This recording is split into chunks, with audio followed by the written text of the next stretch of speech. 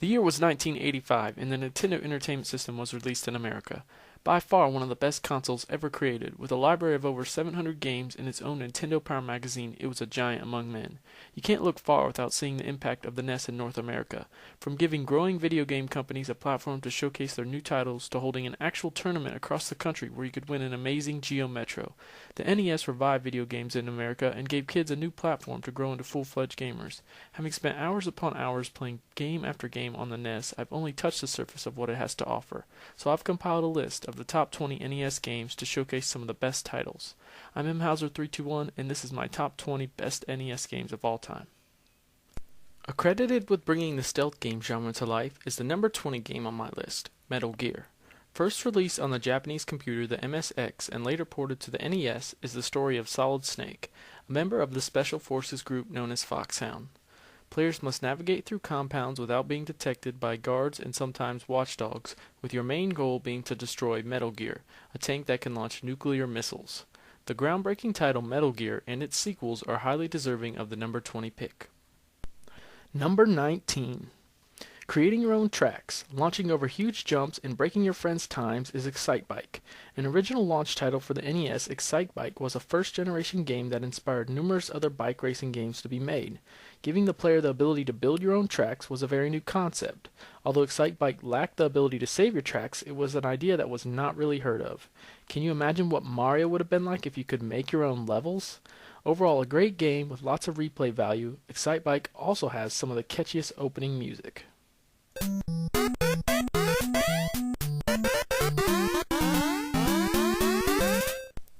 Number 18. Created by Sunsoft and released in 1988 is Blaster Master. Coming from its own unique style of gameplay, Blaster Master shows us what the NES is capable of, from giving us 2D platforming levels to top-down perspective levels. A simple story really, just the tale of a boy whose pet frog got away one day. Then the owner, Jason, falls into a hole chasing him only to discover Sophia the Third. That's right, a tank named Sophia the Third. Upon discovering the tank, he learns of a mutant radioactive race that lives inside the Earth, and well, the rest is history. You see, Blaster Master has great controls, great music, great story, and it's just a well-made game. That's why I'm giving it my number 18 pick. And to think, I almost chose Ghosts and Goblins in its place. Number 17. One of my favorite racing games for the NES is RC Pro-Am. Released in America in 1988 from a little company called Rare, this game gave new meaning to the words racing game. A far cry from Days of Thunder, RC Pro-Am features great controls, amazing new abilities like missiles to shoot at your foes, computer players to play against, and upgrades to help increase your car's speed and traction. It's a highly addictive game that set the tone for top-notch racing games to come. Number 16. Widely renowned for its use of cinematic cutscenes and its intense platforming is Ninja Gaiden. The player takes control of Ryu, not Ryu from Street Fighter, who has come to America to seek revenge for his father's death. You must fight your way through numerous levels, climbing walls and traversing buildings using your katana to slash enemies to pieces. It spawned 2 sequels and created a series of games that will live on forever in the hearts of gamers as one of the most badass platformers of all time. Number 15. Released in 1990 and created by Nintendo is Startropics. With a plot that is out of this world, and I mean literally out of this world, and an all-star cast of creatures, Startropics is nothing short of spectacular. The protagonist, Mike Jones, must fight his way through various dungeons to find his lost uncle, and even navigate through the insides of a giant whale. Included in the game box was a piece of paper you had to dip in water to reveal a secret code that would help you in-game. Maybe not as mainstream as most games, Startropics is highly regarded to me as one of the best, and if you haven't played it, I highly recommend you pick up a copy. Number 14. Have you ever had a zit, or a pimple, or even a rash? Well, I have had all 3, and they came in the form of the game Battletoads. Battletoads was released in 1991 by Rare. It is a mind-bending and genre-smashing game that not even God himself could beat. From the company that would soon reinvent the Donkey Kong franchise on the SNES, we found a game that gave us some amazing new platforming elements like riding snakes and an extremely hard turbo tunnel level. To not put this game on my list would be a shame. Number 13. One of the most loved characters of all time is Kirby, and his first appearance on the NES was Kirby's Adventure. Created by HAL Laboratory and released in 1993, Kirby's Adventure for the NES was the second game in the series, with the first being Kirby's Dream Land on the Game Boy. What's unique about this game, aside from the awesome platforming, is Kirby's ability to steal other enemies' powers by eating them. I personally remember Kirby the most from Super Smash on the N64. Eating other characters and taking their powers is beyond cool in my book. Number 12. Grabbing our attention and showing us that Greek gods can be cool in video games is Kid Icarus. Combining elements of RPG and platforming, the story's main character, Pit, must travel from the underworld to the sky world to destroy the evil Medusa and save Angel Land. Kid Icarus introduced us to one of the most annoying characters of all times, the Eggplant Wizard, who can turn you into an eggplant, throwing off your whole dungeon rhythm. Another great title from the team at Nintendo. I give them mad props for their hard work. Number 11. There's nothing more epic than playing a video game as Simon Belmont on a journey to destroy Dracula, all along the way fighting enemies like Frankenstein and the Grim Reaper. That's why the next pick on my list is the Castlevania Trilogy for the NES, a game that should be in every gamer's collection. You just pick up a Castlevania cart and you can feel it. It oozes darkness. Whether you like or don't like Castlevania, there's no denying it. It broke through the cloudy mist of shitty Nintendo games as one of Konami's brightest gems in the era of the NES. Number 10. One of the most influential RPGs of all time is Dragon Warrior. With an extreme amount of sequels, Dragon Warrior brings to the table a unique style of gaming that was unheard of in its day, with Final Fantasy being one of the other games that brought the genre to life. The hero must travel across Alfgard to save Princess Gwaelin, all along the way fighting monsters to earn experience and grow stronger. Your final goal is to meet up with and fight the Dragon Lord. Given that the game is pretty hard, even to this day it still comes in at number 10 because of its influential role it played in shaping gaming history. Number 9. If you were alive in the late 80s, then you've heard of Punch-Out! Forgetting for a moment that Mike Tyson had anything to do with this game, it's an amazing title. You take the role of Little Mac, who must fight his way through the ranks to become the World Heavyweight Champion. You'll find in order to win the game, you must be highly proficient at memorizing the patterns your opponent takes.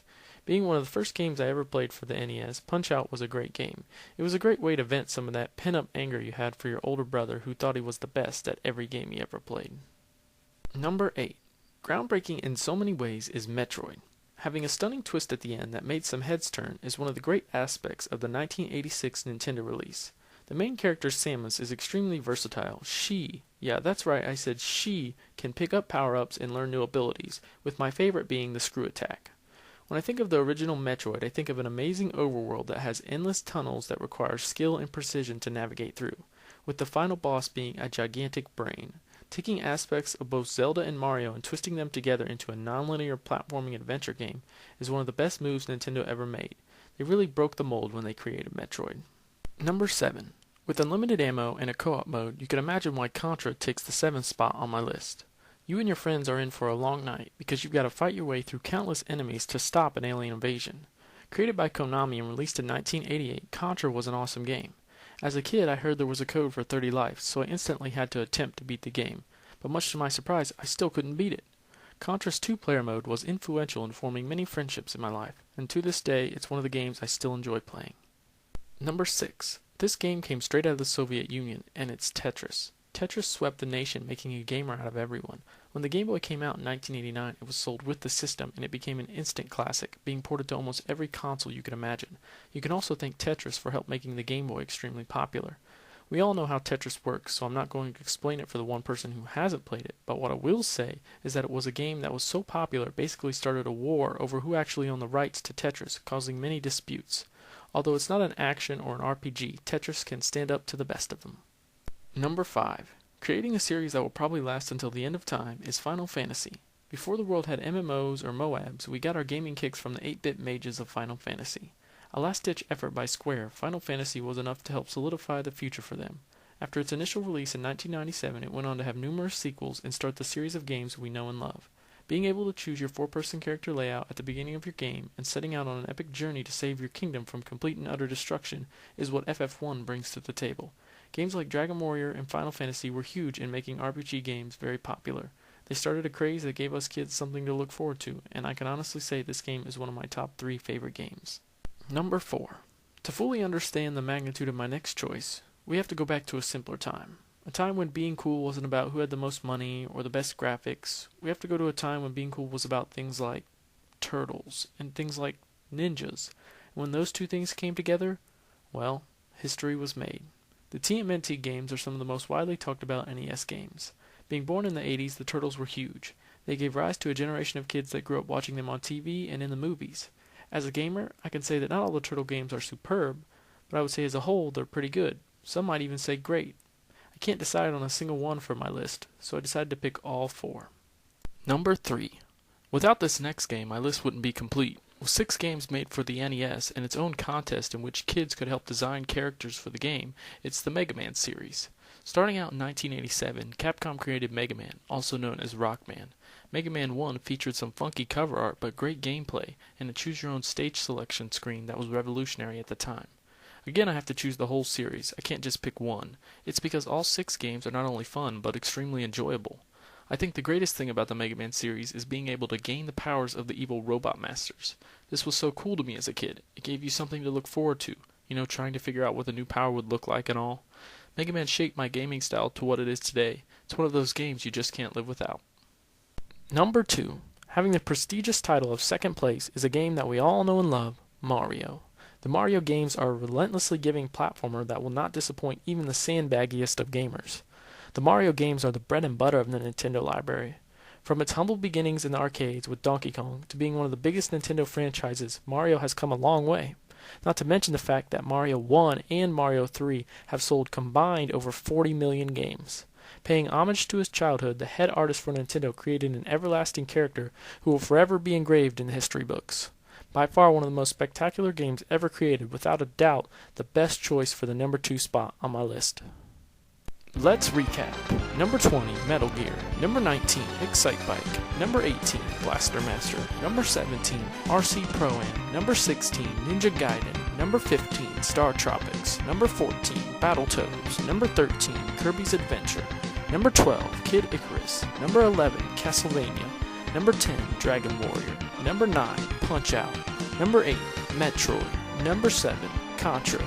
Number 6, Tetris. Number 5, Final Fantasy. Number 4, Tmnt. Number 3, Megaman. Number 2, Super Mario Bros. And the number 1 choice for the best NES game of all time goes to The Legend of Zelda. This is an insanely amazing game. It was groundbreaking by being the first game to come with its own save your game feature, so you can't lose your progress. With 16 official spin-offs, Zelda has set the bar for excellence when it comes to RPGs. Not many games can even match the likability of this game.